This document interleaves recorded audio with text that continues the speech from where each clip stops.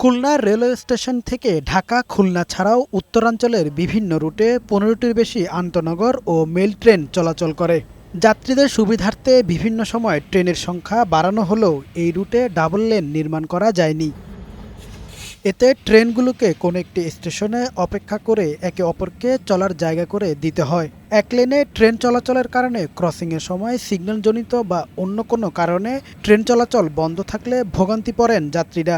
যাতায়াতটা আমাদের জন্য মাঝে মধ্যে ভোগান্তির কারণ হয়ে যায়, কারণ লাইন একটা ডবল লাইন থাকে তাহলে কিন্তু কোনো চলাচলে যাত্রীরা দুর্ভোগের শিকার হবে না। রেলের রাজস্ব বাড়াতে খুলনা থেকে ডাবল লেন নির্মাণ সময়ের দাবি নাগরিক সমাজের।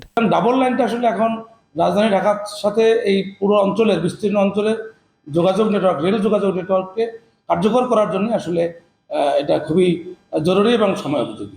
দুর্ঘটনার কবলে পড়লে রেল চলাচলে বিঘ্ন ঘটে বলে স্বীকার করেছেন স্টেশনের এই কর্মকর্তা। দুর্ঘটনা হলে ট্রেন চলাচলের বিঘ্ন ঘটে, আমরা উদ্ধার কাজ সম্পাদন করার পরেই ট্রেন চলাচল করে থাকি।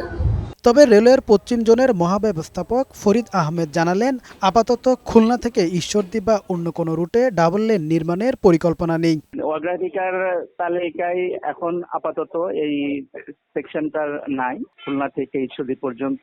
যাত্রী সেবা সমুন্নত রাখতে সিরাজগঞ্জ থেকে বগুড়া এবং আব্দুলপুর থেকে রাজশাহী পর্যন্ত ডাবল লেন নির্মাণের সমীক্ষা চলছে বলেও জানান তিনি। কামাল উদ্দিন, বৈশাখী সংবাদ।